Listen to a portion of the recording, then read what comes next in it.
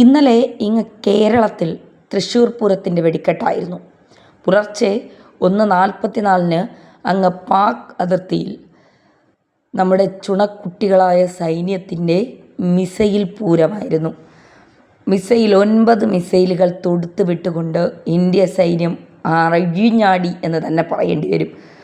ഒരു ചെറിയ test dose കൊടുത്തു എന്നൊക്കെ പറയുന്നതിനപ്പുറം ഇന്ത്യ കൃത്യമായി ഒരു പ്രകോപനം പോലും ഉണ്ടാക്കാതെ, ഒരു വാക്കുപോലും കൃത്യമായി മറുപടി നൽകാതെ ഇന്ത്യ പ്രവൃത്തിയിലൂടെ അതങ്ങോട്ട് കാണിച്ചു കൊടുത്തു എന്നുള്ളതാണ്.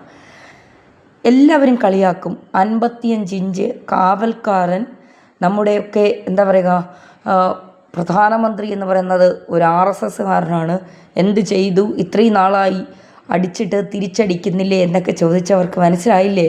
തിരിച്ചടിതേ കൊടുത്തു കഴിഞ്ഞു. ലേറ്റായാലും ലേറ്റസ്റ്റായിട്ട് ഇന്ത്യ കൃത്യമായി കൊടുത്തു എന്നുള്ളതാണ്. അതായത് മുദ്രിക്കയിലെ ലെക്ചർ കേന്ദ്രങ്ങളിലും മുദ്രി ഹാഫിസ് സയ്യിദിൻ്റെ കേന്ദ്രവുമാണ് ആക്രമിച്ചത്. റഫാൽ വിമാനങ്ങളിൽ നിന്ന് മിസൈൽ തൊടുത്തായിരുന്നു ആക്രമണം. ഇന്ത്യക്കെതിരായ അതിർത്തി കടന്നുള്ള ഭീകരാക്രമണത്തിൽ പ്രധാന പങ്ക് വഹിക്കുന്ന 2 കേന്ദ്രങ്ങളാണ് ബാബൽപൂരിലും മുദ്രിക്കയിലുമുള്ളത്. ഇന്ത്യ സൈന്യത്തിൻ്റെ ലക്ഷ്യം കൊടും ഭീകരരുടെ കേന്ദ്രങ്ങളായതിനാലാണ് ഇരു കേന്ദ്രങ്ങളും തകർത്ത് തരിപ്പണമാക്കി കഴിഞ്ഞത്. 1999 തട്ടിക്കൊണ്ടുപോയ ഇന്ത്യൻ എയർലൈൻസ് വിമാനമായ IC-814 യാത്രക്കാരെ മോചിപ്പിക്കാൻ ജെയ്ഷെ മുഹമ്മദിൻ്റെ സ്ഥാപകൻ മസൂദ് അസറിനെ വിട്ടയച്ചിരുന്നു. അന്നു മുതൽ ബാബൽപൂർ ജെയ്ഷെ മുഹമ്മദിൻ്റെ പ്രവർത്തന കേന്ദ്രമാണ്. 2000 ജമ്മു കശ്മീർ നിയമസഭാ ബോംബാക്രമണം, 2001 പാർലമെൻറ്റ് ആക്രമണം, 2016 പത്താൻകോട്ട് വ്യോമസേനാ താവളത്തിൽ നടന്ന ആക്രമണം, 2019 പുൽവാമ ആക്രമണം എന്നിവ ഉൾപ്പെടെ ഇന്ത്യയിലുണ്ടായ ഏറ്റവും വിനാശകരമായ ഭീകരാക്രമണങ്ങളിൽ ഈ ഗ്രൂപ്പിന് ബന്ധമുണ്ട്. ഇപ്പോൾ ആഗോള ഭീകരനായി പ്രഖ്യാപിക്കപ്പെട്ട അസർ 2019 മുതൽ ഒളിവിലാണ്. മുർക്കെ ലാഹോറിൽ നിന്ന് വെറും 30 കിലോമീറ്റർ അകലെയാണ് 1990കൾ മുതൽ ലഷ്കർ-ഇ തോയ്ബയുടെ താവളം. ഹാഫിസ് സയ്യിദിൻ്റെ നേതൃത്വത്തിലുള്ള LT ഇന്ത്യയിലെ നിരവധി ആക്രമണങ്ങൾക്ക് ഉത്തരവാദികളാണ്. പ്രത്യേകിച്ച് 26/11 മുംബൈ ഭീകരാക്രമണത്തിന്, ഹൈദരാബാദ്, ബംഗളൂരു, ജമ്മു കാശ്മീർ എന്നിവിടങ്ങളിലെ ആക്രമണങ്ങളിൽ ഈ ഗ്രൂപ്പിന് പങ്കുണ്ട് എന്നുള്ളതാണ് ഇപ്പോൾ പുറത്തു വരുന്നത്. അതായത് ഭീകരരുടെ തറവാട്ടിൽ കയറി ഇന്ത്യയുടെ സർജിക്കൽ സ്ട്രൈക്ക്. കൊടും ഭീകരൻ മസൂദ് അസറിൻ്റെ പ്രധാന ഒളിത്താവളവും തകർത്ത് ഇന്ത്യൻ സൈന്യം അങ്ങ് അഴിഞ്ഞാടി. ഓപ്പറേഷൻ സിന്ദൂറിലൂടെ ജെയ്ഷെ ലഷ്കർ താവളങ്ങളാണ് ഇന്ത്യൻ സേന തകർത്തത്. സൈന്യം തകർത്ത ബാബൽപൂരിലെ ജെയ്ഷെ കേന്ദ്രം കൊടും ഭീകരൻ മസൂദ് അസറിൻ്റെ പ്രധാന ഒളിത്താവളമാണ്. ഇന്ത്യക്കെതിരായ അതിർത്തി കടന്നുള്ള ഭീകരാക്രമണത്തിൽ പ്രധാന പങ്ക് വഹിക്കുന്ന ആളായിരുന്നു ഈ ജെയ്ഷെ മുഹമ്മദും ലഷ്കർ-ഇ തോയ്ബയും. എന്തായാലും ഇന്ത്യ കൊടുത്തു എന്നുള്ളത് നമുക്ക് എന്താ പറയുക, അഭിമാനിക്കാവുന്ന നിമിഷങ്ങളാണ് എന്ന് പറയാതിരിക്കാൻ കഴിയില്ല.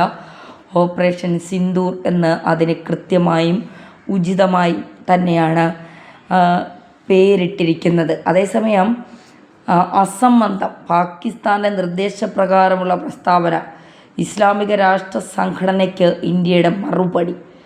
ഇസ്ലാമിക രാഷ്ട്രങ്ങളുടെ സംഘടന organisation of Islamic corporation Kashmir വിഷയം പരാമർശിച്ചത് ഇന്ത്യ തള്ളിക്കളഞ്ഞിരിക്കുകയാണ്. പഹൽഗാമിലെ ആക്രമണത്തിൻ്റെ വസ്തുതകൾ മനസ്സിലാക്കിയുള്ള പ്രസ്താവനയല്ല എന്നാണ് ഇന്ത്യയുടെ മറുപടി.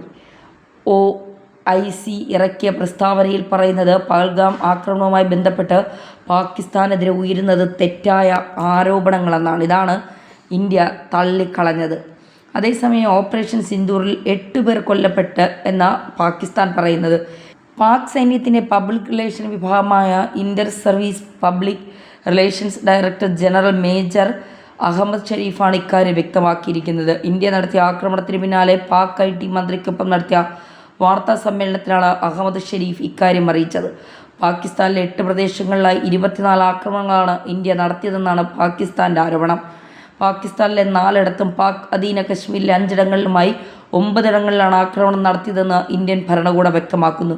ഇന്ത്യയുടെ തിരിച്ചടിയുടെ പശ്ചാത്തലത്തിൽ പാകിസ്ഥാൻ പ്രധാനമന്ത്രി ഷഹബാസ് ഷെരീഫ് ഇന്ന് രാവിലെ 10-ന് ദേശീയ സുരക്ഷാ സമിതി യോഗം വിളിച്ചിട്ടുണ്ട്. ഇന്ത്യൻ സൈനിക നടപടികളുടെ പശ്ചാത്തലത്തിൽ തലസ്ഥാനമായ ഇസ്ലാമാബാദിലെയും പഞ്ചാബ് പ്രവിശ്യയിലെയും സ്കൂളുകൾ അടയ്ക്കാനും നിർദ്ദേശം നൽകിയിട്ടുണ്ട്.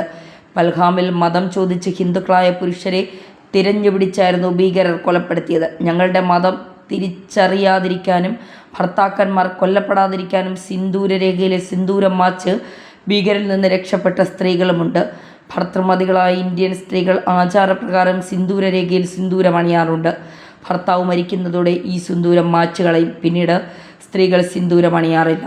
പഹൽഗാം ഭീകരാക്രമണത്തിന് മറുപടി നൽകുന്ന ഓപ്പറേഷൻ സിന്ദൂർ എന്ന പേര് നൽകുമ്പോൾ ഇനിയൊരിക്കലും ഭീകരരുടെ കൈകളാൽ ഇന്ത്യൻ പുരുഷന്മാർ കൊല്ലപ്പെടില്ല എന്നുറപ്പാക്കണം എന്ന ഇന്ത്യൻ സൈന്യവും ഭരണകൂടവും ഭാരതത്തിലെ സ്ത്രീകൾക്ക് നൽകുന്ന സന്ദേശം കൂടിയാണിത്. ഓപ്പറേഷൻ സിന്ദൂർ സംബന്ധിച്ച് രാവിലെ 10 മണിക്ക് ഇന്ത്യയുടെ ഔദ്യോഗിക വിശദീകരണമുണ്ടാകും. പുൽവാമ ഭീകരാക്രമണത്തിന് ശേഷം പാകിസ്ഥാനിൽ ഇന്ത്യ സർജിക്കൽ സ്ട്രൈക്ക് നടത്തിയത് 12 ദിവസങ്ങൾക്ക് ശേഷമായിരുന്നെങ്കിൽ പൽഗാമിന് പകരം ചോദിക്കാൻ ഇന്ത്യ കാത്തിരുന്നത് 16 ദിവസമാണ്. 2019 ഫെബ്രുവരി 14 പുൽവാമയിൽ 40 ഇന്ത്യൻ സൈനികരെ പാക് പിന്തുണയുള്ള ഭീകരർ കൊലപ്പെടുത്തിയത്. 12 ദിവസത്തിന് ശേഷം ഫെബ്രുവരി 26 പാകിസ്ഥാനിലെ ബലാക്കോട്ടിൽ ഭീകരകേന്ദ്രങ്ങളിൽ ഇന്ത്യ ബോംബിട്ടു. ഇത്തവണ പഹൽഗാം ഭീകരാക്രമണത്തിന് 16-ാം ദിവസമാണ് ഇന്ത്യയുടെ തിരിച്ചടി. ബലാക്കോട്ടിൽ ഇന്ത്യയുടെ സർജിക്കൽ സ്ട്രൈക്ക് പുലർച്ചെ 2:45-നും 4:05-നും ഇടയിലായിരുന്നു. ഓപ്പറേഷൻ സിന്ദൂർ നടത്തിയതും അർദ്ധരാത്രിക്ക് ശേഷമാണ്. പഹൽഗാം ഭീകരാക്രമണത്തിന് ഇന്ത്യ തിരിച്ചടി നൽകിയത് പുലർച്ചെയാണ്. ഭീകരാക്രമണത്തിന് ശക്തമായ തിരിച്ചടിയുണ്ടാകുമെന്ന് ഇന്ത്യൻ ഭരണാധികാരികൾ ആവർത്തിച്ച് വ്യക്തമാക്കിയിരുന്നു. രാജ്യത്തിനകത്തും പുറത്തും ഇതിനായി ഇന്ത്യ തയ്യാറെടുപ്പ് നടത്തുകയും ചെയ്തു. 71-ന് ശേഷം ഇതാദ്യമായാണ് ഇന്ത്യ പാകിസ്ഥാനിൽ ആക്രമണം നടത്തുന്നത്. പാകിസ്ഥാനിലും പാക് അധിനിവേശ കശ്മീരിലും ലഷ്കർ-ഇ-തൊയ്ബ, ജെയ്ഷെ മുഹമ്മദിൻ്റെ ഭീകര ക്യാമ്പുകൾ ലക്ഷ്യമിട്ടാണ് സൈന്യം ആക്രമണം നടത്തിയത്. പാക് സൈനിക ക്യാമ്പുകളോ ജനവാസ കേന്ദ്രങ്ങളോ ആക്രമിക്കപ്പെട്ടിട്ടില്ല. സ്കാൽപ് മിസൈലുകൾ ഉപയോഗിച്ചാണ് ഇന്ത്യയുടെ സംയുക്ത സൈന്യം ഭീകര ക്യാമ്പുകൾ തകർത്തത്. പാകിസ്ഥാൻ വ്യോമ മേഖലയിൽ നിന്ന് അർദ്ധരാത്രിയുടെ വിമാനങ്ങൾ കൂട്ടമായി വഴിതിരിച്ചു വിട്ടതോടെയാണ് ആക്രമണം സംബന്ധിച്ച അഭ്യൂഹം പരന്നത്. ഇതേ സമയത്ത് തന്നെ പാകിസ്ഥാനോട് അടുത്ത ഇന്ത്യൻ വ്യോമ മേഖലയും ഒഴിഞ്ഞുകിടന്നു. കറാച്ചിയിലേക്കുള്ള ഖത്തർ എയർവേസ് വിമാനവും അവിടെ ഇറങ്ങാതെ മടങ്ങുകയായിരുന്നു. പാക് അധിനിവേശ കശ്മീരിലെ സ്ഫോടന ശബ്ദങ്ങൾ കേട്ടതായി കാണിച്ച് സമൂഹ മാധ്യമങ്ങളിൽ വീഡിയോകൾ പ്രചരിച്ചതിന് പിന്നാലെ പുലർച്ചെ 1:44 ഇന്ത്യ ആക്രമണ വിവരം സ്ഥിരീകരിക്കുകയായിരുന്നു. കര, വ്യോമ, നാവികസേനകൾ സംയുക്തമായാണ് ആക്രമണം നടത്തിയതെന്നാണ് വിവരം. ഇന്ത്യയുടെ തിരിച്ചടിക്ക് പിന്നാലെ നിയന്ത്രണ രേഖയിൽ പാകിസ്ഥാൻ സൈന്യം വെടിവയ്പ് ആരംഭിച്ചതോടെ മേഖലയിലെ ജനങ്ങളെ ബങ്കറുകളിലേക്ക് മാറ്റി. ശ്രീനഗർ, ജമ്മു, ലേ, ധരംശാല, അമൃത്സർ വിമാനത്താവളങ്ങൾ അടച്ചു. ബഹവൽപൂർ, മുസാഫറാബാദ്, കോട്ട്ലി, മുരിഡ്കെ തുടങ്ങിയ സ്ഥലങ്ങളിലാണ് ആക്രമണം നടന്നത്. ഹാഫിസ് സയ്യിദ് നയിക്കുന്ന ഭീകര സംഘടനയായ ലഷ്കർ-ഇ-തൊയ്ബയുടെ ആസ്ഥാനമാണ് മുരിഡ്കെ. പാക് പഞ്ചാബ് പ്രവിശ്യയിലെ ബവൽപൂർ മസൂദ് അസറിൻ്റെ ജെയ്ഷെ മുഹമ്മദിൻ്റെ താവളങ്ങളാണ്. 5ഇടത്ത് മിസൈൽ ആക്രമണമുണ്ടായെന്നും 3 പേർ കൊല്ലപ്പെട്ടെന്നും 12 പേർക്ക് പരിക്കേറ്റതായും പാക് സൈന്യം സ്ഥിരീകരിച്ചു. ഇന്ത്യൻ സൈനികാക്രമണങ്ങൾ നടന്നതായി സ്ഥിരീകരിച്ച പാക് പ്രധാനമന്ത്രി ഷഹബാസ് ഷെരീഫ് തിരിച്ചടിക്കുമെന്ന് പ്രതികരിച്ചു. 6 സ്ഥലങ്ങളിലായി 24 ആക്രമണങ്ങൾ നടന്നതായി പാകിസ്ഥാൻ സ്ഥിരീകരിച്ചിട്ടുണ്ട്.